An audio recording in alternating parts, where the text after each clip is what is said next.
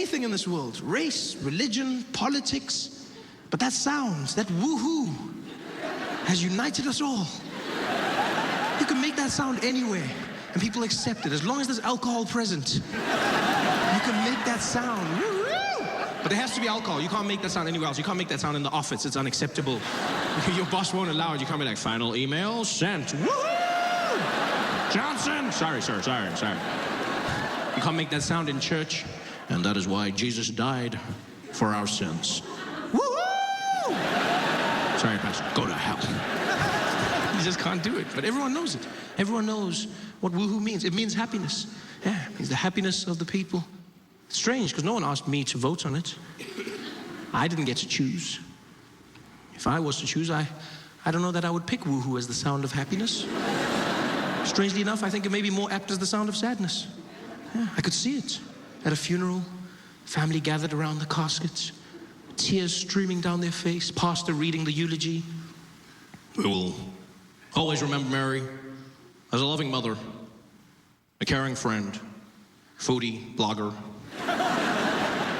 and wonderful sister. Before we lay her to rest, would you please join me now as we observe a moment of woohoo? Everyone's standing there in tears. Woohoo!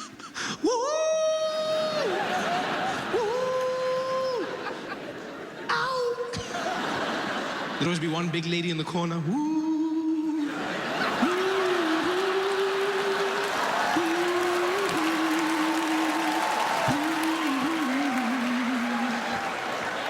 Thank you very much, sister. Such a fun sound. Sound of happiness. The sound of white happiness in particular.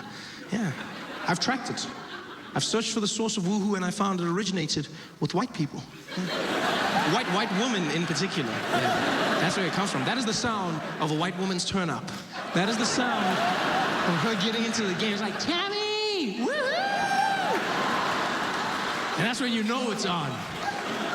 Yeah, because everyone else learned it from white women. That's where it came from. You know, it spread through society like a virus. It's not the natural sound anybody else makes. White women make that sound instinctively, but everyone else has learned it. Like, white men were the first ones to learn it because for them it's sort of like a mating call. They know what it means. They have to reciprocate, like, woo! Woo!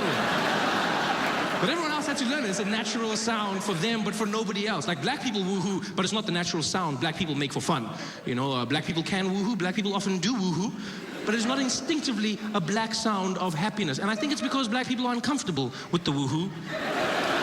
Deep down inside, there's a certain moment in woohoo when every black person stops enjoying it. There's just a moment when, and maybe this is just my personal experiences, but I feel it sounds eerily similar to a police siren. There's just a moment where it stops being fun. It's just that split second where it's like, woohoo, woo.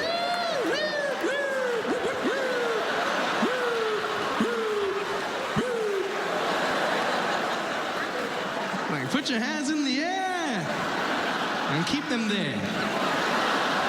That's not the sound of happiness in my life. That's not. Although I guess that's why white people do it, because white people love calling the police. So they're probably like, woo-hoo! Oh my God, the cops are here. Party time. Come on in. I thought you'd never make it. Because white people do. White people have a very different relationship with the police. I was trying to explain this to my friend Dave. You know, when we're hanging out, he's like, dude, what is it with black people and police? I'm like, it's not that black people don't like the police or hate the police. It's just that we have a tumultuous history with the police. One day we were driving. We're driving on the highway, and the police car pulled up behind us. And I got tense. I just got really tense. And he's like, dude, what's going on? I said, the police are behind us. And he was like, yeah, and? Did you do anything wrong? I said, that's not the point. Because it really isn't. For white people, that is the point. The police will send you to jail if you do something wrong. As a black person, you have a different relationship. The police may send you to jail just because. I know this because I was driving. I got pulled over by the police for the first time in my life in America. And already I'm not very comfortable when driving in the United States, you know, not because of the other side of the road, but because of the other side of the car. I'm not used to that. You know, I always get into the car on the wrong side. I'll be shopping, and I'll come back to my car confidently, and I'll jump inside and put the things down, and then I'm like, ah. And then instead of getting out, I sit there. I always just sit there. Because I always think somebody's watching me, so I just sit there. And I act like I planned it all. Like, where is my driver? Where is my driver? He should have been here by now. Where is my... Oh, well, I guess I'll drive myself. I don't know why I do that. But I'm not comfortable. But you have to drive in Los Angeles. So I had a little rental car, and I'm driving on the freeway, and this police car pulls up behind me, and he drives behind me for a little bit, and then he flashes his lights, and I was like, oh, he probably wants to go past. And so I moved over to the middle lane, and then he came with me. And he flashed his lights again, and I was like, oh, come on, just go past me, man, just go past me. And I went back to the fast lane. He came back with me, and he just flashed the light, and this time he's like, whoop, whoop, whoop, whoop, whoop. And I was like, yeah, go past, you keep going with me, go past. Because I didn't think he was stopping me. I thought it was basically the vehicular equivalent of that moment on the sidewalk when you both don't know which way to go. I thought we were doing that with our cars, like, I thought that was happening. And clearly he thought that I was evading him in the most polite manner ever. Because he gets irritated, he's like, pull over the side of the road, pull over the side of the road. Now, I couldn't hear what the hell he was saying. I'm not gonna, which I think is part of the problem. I don't think it's fair that police have speakers on their cars and we don't. I think this is a recipe for disaster. That's the first step in mending relationships, is communication, people. I don't know what the hell that guy was saying, but I couldn't tell him. He was like, pull over the side of the road, if I had a speaker, I would have had the ability to be like, sir, I cannot hear what you're saying. Enunciate your words, please. Enunciate your words. Speak clearly. I said, pull over the side of the road. No, use your words, buddy. Use your words. Talk to me. Talk to me. What do you need? Pull over. Pull over. I'll be like, okay, I will be pulling over right now. Thank you very much. Like, it would be more effective. But I didn't know. So he's like, pull over. I'm like, I don't know what the hell you want. I'm like, what are you talking about? He's like, pull over. And I panicked. And so I stopped. I pulled over right there where I was on the freeway, which apparently you're not supposed to do. I didn't know this. Because I just know that police tell me to do something, I do it. So he said, pull over. And then I stopped. And then he was like, don't pull over there. And I was like, well, you should have been more specific. You can't tell me to pull over and then tell me to not pull over. You should have said pull over at a time that is more appropriate. You can't just tell. Now I'm panicking. He's like, get back into the road. I'm like, this guy does not know what he wants. I'm going back. Now I'm back in the road. And then he's like, take the next exit. And now we're driving. And now he's guiding me along. It's like I had a really angry GPS. It was the weirdest thing ever. And so like he's driving me like, make a right at the lights, make a right. It's like I chose angry cop on my ways. That's what it felt like. He's like, turn left. Oh no. I said left. Turn left. No. Recalculating. What did it say? And so finally we stop. I pull over on the side of the road. He pulls over behind me, and he gets out of the car, and I'm myself. And as he gets out, he goes, keep your hands where I can see them. I was like, I don't know what you can see or not see. I don't know. These are very vague instructions. I don't know what you can. So now I'm there doing this. Because I don't know what you can see or not. I'm straight. Like, don't get me wrong. I just, you know, the thing is, I just don't want to die. That's all I don't. I just don't want to die. And I know I don't look like, but I'm not the dying type. I really am not. Like, I'm a chilled out guy who likes living. I don't want to die. And the worst thing is, I don't know how not to die. That's the thing. I don't know how not to die. Because every day I turn on the TV, it seems like another black person is being shot. So I just want to know how not to get shot. You know, I try and learn. I really do. I try and learn. You know, it all started in the lower echelons of enforcement, community watch. George Zimmerman shot Trayvon, the young boy. And the story started off with man shoots boy. Everyone was like, yeah, this is horrible, this is disgusting. But then the news, for some strange reason, the next day they just forget, and then they start asking other questions. They go, well, why was he wearing a hoodie? What was he doing, and why was he wearing a hoodie? I was like, oh, is that so don't wear a hoodie. That's what it is, the hoodie. It's very frightening. You don't know what's going on under there. Yeah, we've all seen Star Wars. It's the creepiest thing ever. Yeah, it's the dark side. And so I was like, oh, so if I don't wear a hoodie, then I'm safe. No one's going to shoot me if I don't wear a hoodie. But then you cut forward, and then the next thing you know, it's Mike Brown in Ferguson. And he gets shot by the police, unarmed, gets shot. You know, like a man was unarmed and he got shot, and I was like, oh, this is disgusting. And they said, but also he approached the police officer apparently, and he may or may not have scuffled with it. We don't know, but he approached him. And I was like, oh, okay, so that don't wear a hoodie and don't approach the police. Don't go towards the police. You see police, you go the other way. You go the other way. Okay, cool, I got it. So no hoodies, no approaching the police. This is it. I'm learning. This is how. But then the next guy comes on the news, Eric Garner in New York City, and there he is. He's standing, and the police, they apprehend him, and they start choking him, and he doesn't go towards them. He's standing there with his arms up, and he gets choked to death by 6 policemen. And then they come on the news, and they go, well, you got to understand, for these police, I mean, this was a pretty big guy. He was a pretty big guy. He was scary. He was a really scary big black guy. And I'm like, okay, cool. So don't be a big black guy, and then you should be fine. Don't be a big black guy, and then and every day I look in the mirror, and I'm like, good job. And I'm like, okay, fine. Okay, so don't wear a hoodie. And don't approach the policeman, and don't be a big black man. I think I've got it all down. And then I turn on the TV, and then I see Walter Scott, a 50-something-year-old man running away from a policeman, getting shot in the back, running away from the policeman.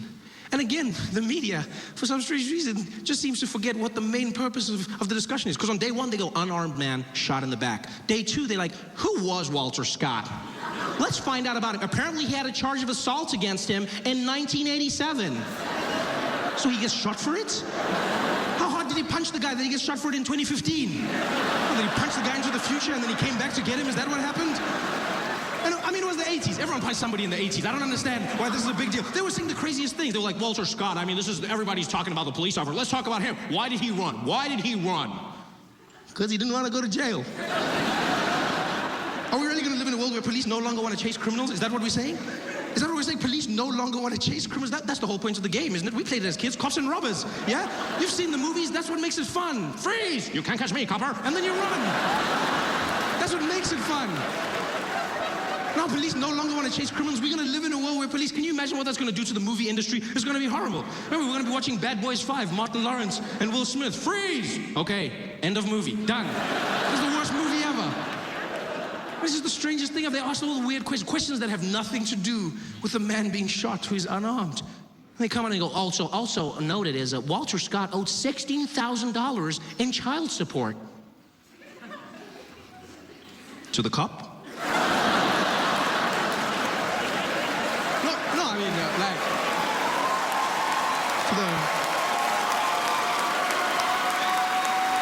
because that would be a different story. That would be like, if that was the mother of his children that shot him, then you know what? I may actually be on her side. You never know. Yeah, I might have been there like, you know what, sister? You shoot him in the back, girl. That's right. You shoot him thinking he ain't gonna pay after he play. You shoot him in the back thinking he gonna run away from his responsibilities. Shoot him dead. But this has nothing to do with it. A policeman shoots an unarmed man, he's running away. And then they have the crazy nerve to say, this officer feared for his life. He was afraid. Afraid of what? The man's running away. There's nothing less frightening than somebody running away from you. That is the definition of fear. He's running away. The only thing he could have done to be less threatening is to cluck like a chicken as he does. There's nothing less frightening than a man running away from you. Like, what are you afraid of? You can't say he was running away. I was afraid. Afraid of what? He's running away from you. That makes no sense. You're seeing him from behind. No one's threatening from behind. They're running away. There's no one who's frightened. Like maybe Kim Kardashian, but nobody else is frightened. He's running away from you. You shoot him in the back. They're like, yeah, I was afraid. Afraid of what? What do you have, abandonment issues? Why would you shoot a man? My dad left when I was 5. Makes no sense. So I don't know how not to die. And here I am in my car on the side of the road in a random street in Los Angeles. And the whole time I'm just like, I don't want to die. I don't want to die. I don't want to die. And the policeman, he gets out of his car and he starts walking towards me. And his hand is by his side and it's doing this. And I've watched Westerns. I know what this means. This is never good. This never turns into friendship.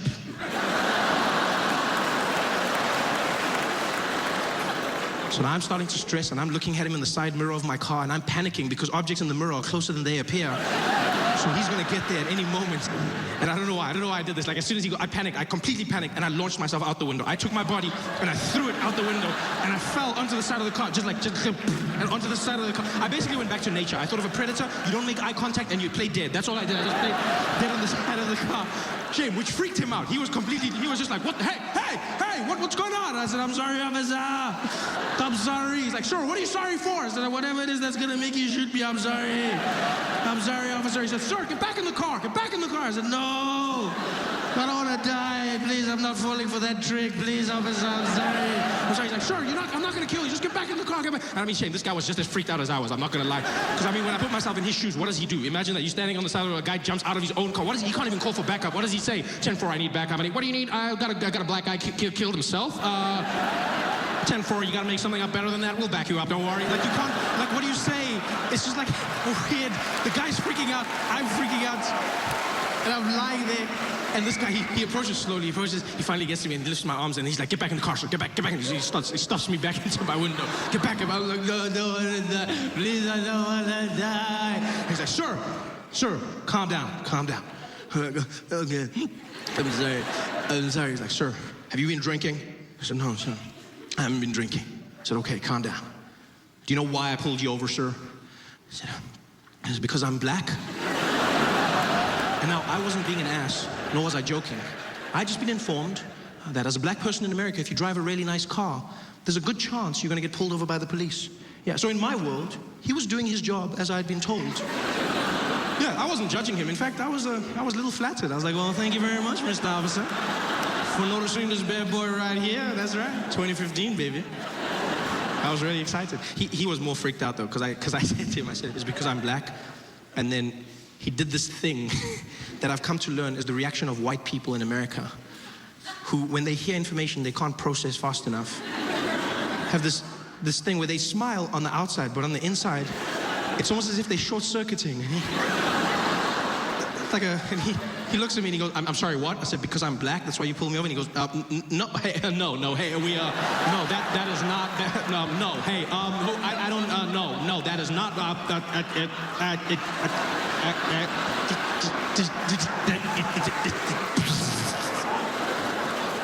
I felt so bad for him. Yeah. I think we both learned a lot that day, the two of us. Grew from that experience. I was speeding, that's why he pulled me over.